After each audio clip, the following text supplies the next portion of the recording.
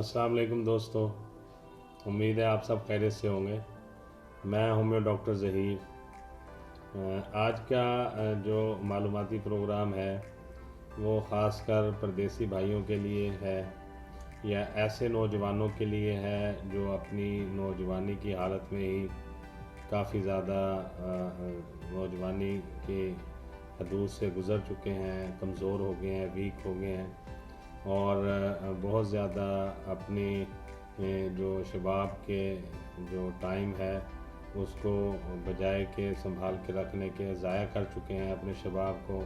अपनी जवानी को। और ख़ासकर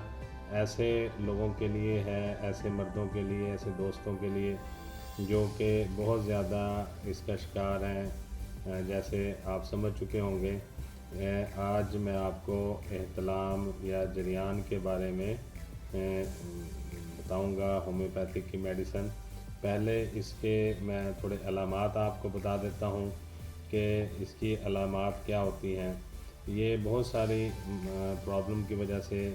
इसके बहुत ज़्यादा अलामात हैं, जिनमें से चंद एक मैं आपको बता देता हूँ। ये मर्ज़ होता है एहतलाम का, जरियान का या सीलान का इसे कह लें। और इसमें एक तो सबसे बड़ा जो इस बीमारी होने का सबब है वो बहुत ज़्यादा कब्ज़ का रहना है। जब कब्ज़ या फिर आला तनासुल की ख़राश किसी भी वजह से, किसी जरासीम की वजह से, इन्फेक्शन की वजह से ऐसा हो जाए या पखाने वाली जगह पे कोई इन्फेक्शन हो, उसकी ख़राश की वजह से ये मर्ज़ जो है पैदा होता है। और पेशाब या पखाना करते वक्त जो मादा तौलीद है उसके चंद कतरे निकलते हैं, ज़ोर लगाने पे मादा तौलीद का इखराज होता है। और जब बहुत ज़्यादा गलत कारियाँ या और दूसरे मशागल इख्तियार करने से और बहुत ज़्यादा कसरत से इनमें इन्वॉल्व रहने से भी ये मसाइल आ जाते हैं, जरियान और इख्तिलाम वाले। और उसमें मादा तौलीद बहुत ज़्यादा ज़ाया होना शुरू हो जाता है और फिर आहिस्ता आहिस्ता मरीज़ को सुस्ती और काहली का सामना करना पड़ता है। वो हमेशा सुस्त और काहल रहने लगता है और उसके जो अज़ा हैं जिस्म के वो शदीद दर्द करते हैं और पेशाब करते वक्त भी उसको जलन महसूस होती है और पेशाब आम रूटीन से ज़्यादा उसको आता है। कमर दर्द, दिमाग और पट्टे कमज़ोर हो जाते हैं और मरीज़ आम कमज़ोरी का जो है शिकार हो जाता है और वो बहुत ज़्यादा महसूस करता है। मिजाज जो है इसका चिड़चिड़ा हो जाता है, सर चकराता रहता है और दर्द करता रहता है। कोई काम करने को उसका दिल नहीं करता। अगर किसी काम पे आमादा कर भी दिया जाए तो वो थोड़ी देर में उकता जाता है और उसकी कमर पर चूंटियाँ सी रेंगती महसूस करता है। वो अपनी कमर पे चूंटियाँ रेंगती हुई महसूस होती है और उसके जो ख़यालात हैं वो मुंतशिर रहते हैं, कभी किसी ख़्याल में, कभी किसी ख़्याल में, हमेशा गुम रहता है। नींद जो है वो बहुत कम हो जाती है, बल्कि ख़त्म होने के बराबर हो जाती है। उसे पुरसुकून नींद नहीं आती, दिमाग कमज़ोर हो जाता है और मरीज़ जो है वो एक कुंद ज़हन हो जाता है। चेहरा जो है उसका एक पिचका हुआ और अंदर की तरफ धंसा हुआ और मुरझाया हुआ रहता है। भूख ख़त्म हो जाती है और अगर कभी ज़बरदस्ती वो खाना खा भी ले तो फिर वो उसको हज़म नहीं होता और कब्ज़ जो है वो उसको हमेशा रहती है। कब्ज़ उसकी ठीक नहीं होती, ख़त्म नहीं होती और हाज़मा भी बिगड़ जाता है। शदीद किस्म का उसको बदहज़मी की शिकायत रहती है और शहवत जो है अगर उसकी बिल्कुल ख़त्म हो जाती है। अगर कभी शहवत हो भी जाए तो वो अपने पार्टनर के पास जाने से पहले ही उसका जो असर है वो शहवत का ख़त्म हो जाता है या फिर वो सूरत इंज़ाल का शिकार हो जाता है, यानी फ़ौरन डिस्चार्ज हो जाता है। और अगर ज़्यादा अरसे तक वो इस बीमारी में मुब्तला रहे तो ये बीमारी काफ़ी बढ़ जाती है और उसकी जो शहवत की लज़्ज़त है या लज़्ज़त जमा है वो बिल्कुल ख़त्म होकर रह जाती है। और जो है بعض اوقات تو وہ دیکھنے سے اپنے پارٹنر کو یا ہاتھ لگانے سے یا خیالات کے آنے سے ہی وہ ڈسچارج ہو جاتا ہے، صورت انزال ہو جاتی ہے، اور بہت ایک منٹ یا آدھے منٹ میں ہی جو ہے اس کا جو ہے ڈسچارج ہونا معمول بن جاتا ہے۔ اور اس میں آپ کو ایک اور بات بتاؤں کہ جو مریض ہے یہ ہمیشہ پریشان اور مغموم رہتا ہے، کسی محفل میں یا کسی مجمع میں بیٹھنے سے پریشان رہتا ہے، اور وہ پرہیز کرتا ہے، ہمیشہ اکیلے ہی رہنا پسند کرتا ہے۔ کبھی یہاں تک حالت بھی بگڑ جاتی ہے کہ مریض کو زندگی بے لطف معلوم ہوتی ہے، اور وہ اپنے زندگی سے بھی اکتا جاتا ہے، اور اگر اس کا پراپر علاج نہ کیا جائے اور پراپر میڈیکیشن نہ کی جائے اور ان امراض پہ قابو نہ پایا جائے تو یہ ساری عمر کا پھر روگ بن جاتا ہے۔ اور شروع میں نے بتایا کہ جو پردیس میں ہمارے دوست رہتے ہیں، دوسرے ملکوں میں آباد ہیں، اکیلے کام پہ گئے ہوئے ہیں، یہاں بیوی بچے ہیں، آپ وہاں پہ ہیں، یہ دوری کے سبب بھی یہ احتلام کی جو بیماری ہے یہ ہو جاتی ہے، اور جو بکثرت احتلام ہونا یہ خاص قسم کی بیماری ہے، اور اس کا علاج اور ٹریٹمنٹ بھی انتہائی ضروری ہے، اور اس کو جو ہے آپ معمولی مت سمجھیں، اور اس میں شرمانے یا پریشان ہونے کی ضرورت نہیں ہے۔ اگر کسی بھائی کو دوست کو احتلام کا مسئلہ ہے اور وہ جو ہے اس عارضے میں اس تکلیف میں مبتلا ہے، اور وہ اس نے ابھی تک نہ کوئی کسی ڈاکٹر سے مشورہ کیا ہے، نہ کوئی میڈیکیشن کی ہے، بلکہ خود ہی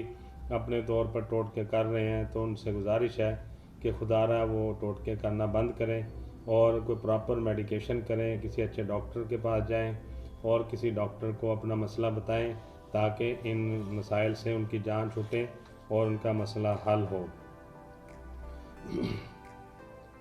اور اگر کسی دوست کو قبض رہ رہی ہے اور کافی پرانی قبض ہے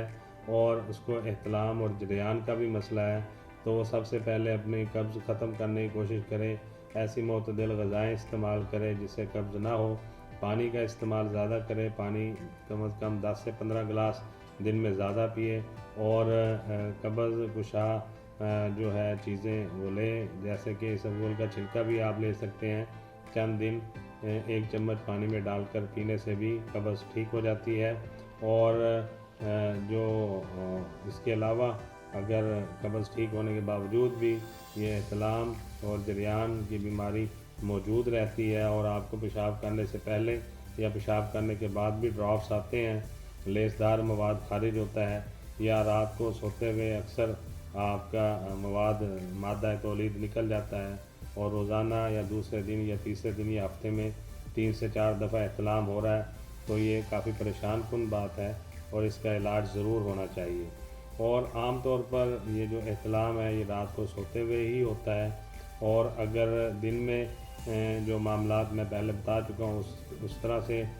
ڈسچارج ہوتے ہیں، یا کوئی بات سن لینے سے یا فلم دیکھنے سے یا کوئی خاص قسم کی گفتگو کرنے سے